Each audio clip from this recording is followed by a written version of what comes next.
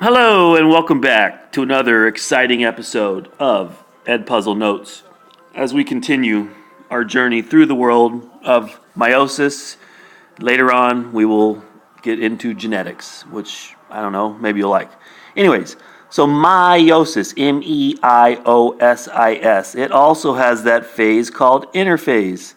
So this is when these cells in your body are not replicating. This is when they're just being a cell.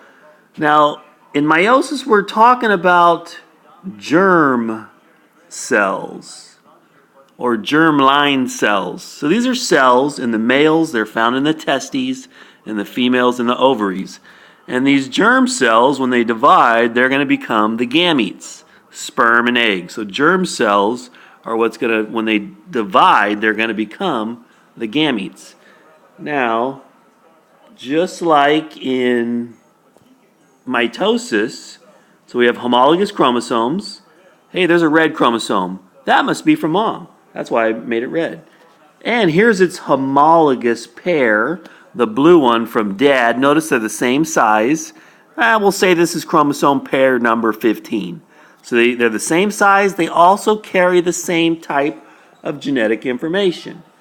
So if this was 15, for example, both of these chromosomes, the blue and the red, would have the gene to determine if you have blue eyes or not. The one from mom and the one from dad. They both have that gene if this is chromosome number 15. They would also have a gene for what color hair you have. Both of them. The one from mom, the one from dad. They both have that gene. Now, in interphase, we remember both of these chromosomes need to make an exact copy of themselves. So that blue one from dad, it makes an exact copy of itself. They're now sister chromatids, and they're attached at the centromere. And the one from mom also has to make an exact copy of itself. So now we still have two chromosomes there, but remember we have four sister chromatids. So we have 1, 2, 3, 4 sister chromatids. And remember, we're going to make 1, 2, 3, 4 gametes or sex cells. Now each one of these sister chromatids, each little arm on these chromosomes is going to wind up in one of these 4 sperm cells or egg cells, the gametes. And it's totally random which one they go in. So this arm right here, the blue one, I don't know, we'll say it ends up in that gamete. This blue arm, we'll say it ends up in that one. It's totally random. You don't know which one they're going to go into. We'll say this red arm comes over here and ends up in that sperm or egg cell. And this red arm on the far left, we'll say it goes into that one. So each one of these 4 legs, those 4 sister chromatids, are going to end up in one of the 4 sex cells, the gametes. All right, prophase I, the first prophase in meiosis. We're going to have a prophase II here a little bit later. But, so this is the same thing, basically the same thing as in mitosis. The nuclear membrane disappears and the chromosomes become visible in a microscope. So you can see the chromosomes right there. Remember these red structures? Those are the centrioles. They're going to pull the chromosomes apart during anaphase. But what I really want you to notice are these chromosomes right there. The red and the yellow and the green and the purple. You can see that they're kind of, I don't know, their legs are kind of crossed. Well, that is a process called, and this is going to be extremely, extremely important, crossing over. This is where these homologous chromosome pairs, so for example, we'll say the red one there is from mom, and the yellow chromosome is from dad. Well, that red chromosome right there is going to give some of its genetic information to the chromosome from dad. Same one as the one over here. We'll say the blue one is from dad and the green one is from mom. Well, these 2 chromosomes here, through a process called crossing over, they're actually trading genetic information. So some DNA from the blue is going to the DNA from the green, and with the yellow and red, some yellow DNA from dad is going to get stuck onto the red chromosome from mom. What is the significance of this? It is a big source of genetic variation or variety in organisms.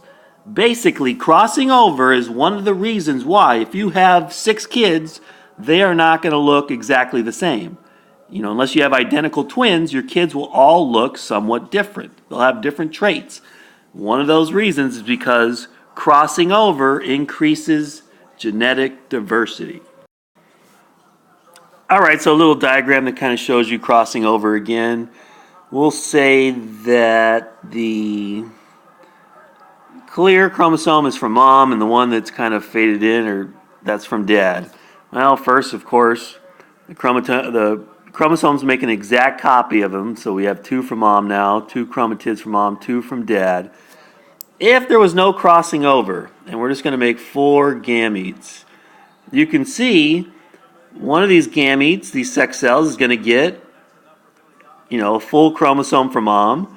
The other one's going to get a full chromosome from mom. The other 2 gametes are going to get full chromosomes from dad.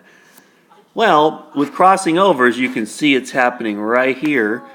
The mom and the dad chromosomes are exchanging genetic information right here. Their little legs of their sister chromatids are crossing over, and you can see it here. This dad chromosome got a little bit of mom DNA, and this mom chromosome that you got from mom got a little dad DNA.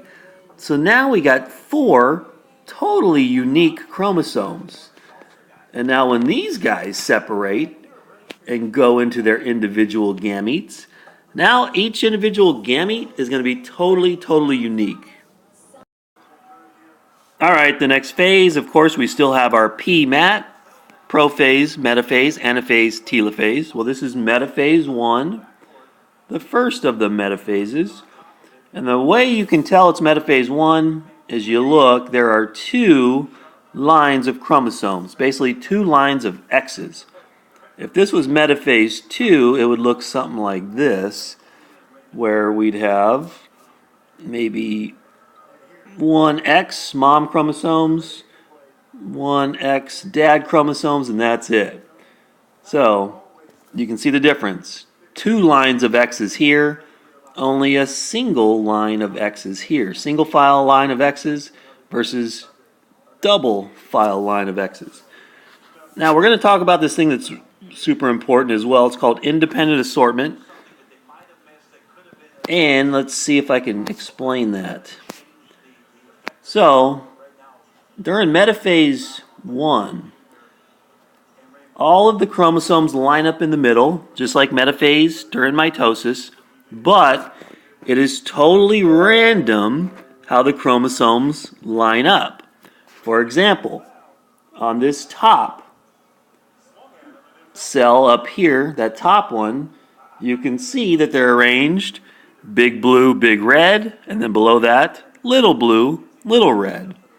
So, if those guys, when they separate during anaphase, the 2 red guys are going to end up over here, and the 2 blue guys are going to end up over here. Now, that's one way it could have happened. On the very next one, you can see it happened a little different on this next cell right there. On this one, we got a big red and a little blue. And on the other side, we got a big blue and a little red. On this one, it's different again. You can see this big blue guy is going to come that way, so there's going to be a big blue in here. And this little red guy is going to go that way. So we're going to have a little red in there. On this one, the red goes that way, so we're going to have a big red. And the little blue guy goes that way, so we're going to have a little blue. So the whole point of this story is all these gametes are going to be totally unique because you don't know how these chromosomes are going to line up in the middle. It's not going to be all blue chromosomes on the left and all red on the right. It's going to be totally random how they line up. Therefore, it's going to be totally random which gametes these chromosomes end up in. All right, the next phase in the PMAT is the A in PMAT for anaphase. And this is anaphase 1. Not going to say a whole lot here. The main thing you need to know, the difference between anaphase 1 and anaphase 2 is that the sister chromatids remain together. For example, if this was anaphase 2, it would look more like this. So the red guys would be separated from each other. Same with the yellow guys would be separated from each other. And the spindle fibers pulling them. So you can see that these are single-stranded chromosomes. They've been ripped apart from each other. Where in anaphase 1, the sister chromatids are still together. So you still have that like X shape. And on this slide, I want you to remember the color blue. I want you to remember the color blue. Write it down if you have to. Blue, blue, blue. All right, telophase 1, not going to lie to you, not one of the more important ones. Telophase, the end of PMAT. Just know at the end of telophase and at the end of cytokinesis after telophase, we're going to have 2 cells. We're going to have 2 new cells. Now remember, in meiosis, we're not making 2. We got to go through meiosis one more time so we get 4 cells. All right, and the good thing about Prophase II is it's not as important as Prophase I. There's not a whole lot to remember. Just remember that the chromosomes become visible again, the nuclear membrane dissolves, and it's basically exactly the same as prophase in mitosis. But one thing I want to add to this slide, we remembered the color blue. I want you to remember the number 4. 4, 4, 4. Write it down if you have to. All right, Metaphase II, basically the same as metaphase in mitosis. You can see that the X's or the chromosomes are now in a single file line down the middle of the cell. When we think of metaphase, we always think of middle because they're lined up in the middle of the cell in a line. Now remember, if this was metaphase 1, it would look more like this. You would have 2 reds and its homologous pair, the blue guys, line up right next to each other. And then maybe we'll go a green and its homologous pair of chromosomes, yellows, lined up next to each other. And then the spindle fibers would be like this. But, so metaphase 1, you have 2 lines of chromosomes lined up in the middle. Metaphase 2, you have 1 line of chromosomes lined up in the middle.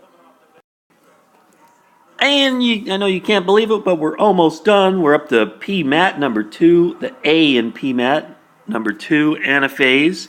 So you can see this is, when we think of anaphase, we always think that the chromosomes are moving away from each other because they both start with an A. They're moving away from each other. Now remember, the way you can tell the difference between anaphase 1 and anaphase 2 is that here in anaphase 2, the sister chromatids have been ripped apart from each other. So if this was anaphase 1, it would look more like this. So you'd have 2 red chromosomes still stuck together and maybe 2 blue chromosomes still stuck together, and they're getting pulled away from each other. But you can see there's still 2 sister chromatids. That's how you know it's anaphase 1. Anaphase 2, it's no longer 2 of them stuck together. It's a single strand chromosomes being pulled apart. All right, so we have made it to pretty much the end. Telophase II, basically the same thing as telophase in mitosis. All the chromosomes have arrived at opposite ends of their 1, 2, 3, 4 different cells. And with the final process of cytokinesis, remember that's when the cell membrane or the cytoplasm pinches off, we will get our 4 totally unique cells. Remember, we call these haploid. because they have half the original number of chromosomes that we had to start with. So basically, in humans, we start with a cell with 46 chromosomes, and at the end of meiosis, we're going to get 4 cells, each with 23 chromosomes. In case we didn't know, 23 is half of 46, and that's what's called being haploid. Hey, how you doing? Just wanted to say something on this slide, so it takes a little while. All right, thanks, bye.